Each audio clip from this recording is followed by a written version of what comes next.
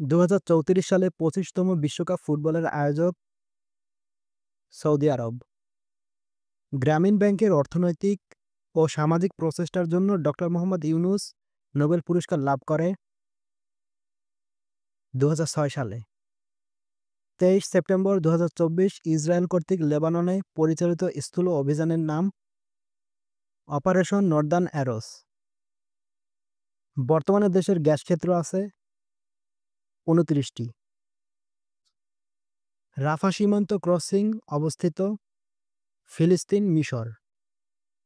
১৯৭১ সালে জাতিসংঘ ঘোষিত বর্তমানে এলডিসিভুক্ত দেশ ৪৫টি।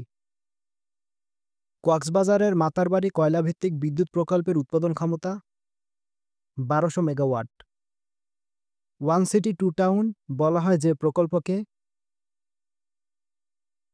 বঙ্গবন্ধু টানেল।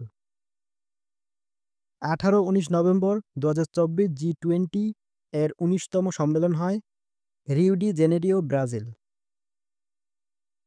২০২৪ সালে ৯৬তম অস্কার বিজয়ী চলচ্চিত্র ওপেনহেইমার।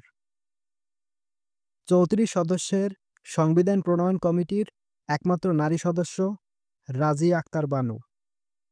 মুক্তিযুদ্ধে ৭ জন বীরশ্রেষ্ঠের মধ্যে প্রথম শহীদ হন মোহাম্মদ মোস্তফা কামাল।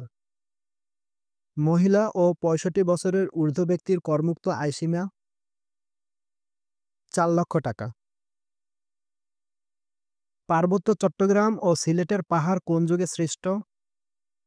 টারশিয়ারি যুগে। বাংলাদেশের বৃহত্তম মাধবকুণ্ড জলপ্রপাত অবস্থিত মৌলভীবাজার। বাংলাদেশের কোন নৃতাত্ত্বিক গোষ্ঠী সমতলে বসবাস করে? সাঁওতাল।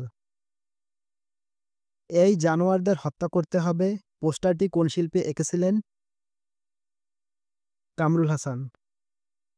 বাংলাদেশ সর্বাধিক জনশক্তি রপ্তানি করে কোন দেশে? সৌদি আরব। বিশ্ব শরণার্থী দিবস হিসেবে পালিত হয় ২০ জুন। জৈব নিরাপত্তা বিষয়ক কার্টাগেনা প্রোটোকল। ফ্রাইডেজ ফর ফিউচার কোন ধরনের আন্দোলন? পরিবেশবাদী আন্দোলন।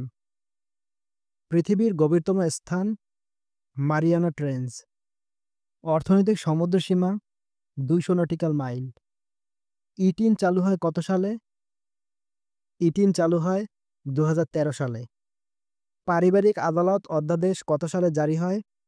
১৯৮৫ সালে। ইস্ট লন্ডন কোথায় অবস্থিত? দক্ষিণ আফ্রিকায়। ব্রিটিশ ভারতের শেষ ভাইসরয় ছিলেন লর্ড মাউন্টব্যাটেন।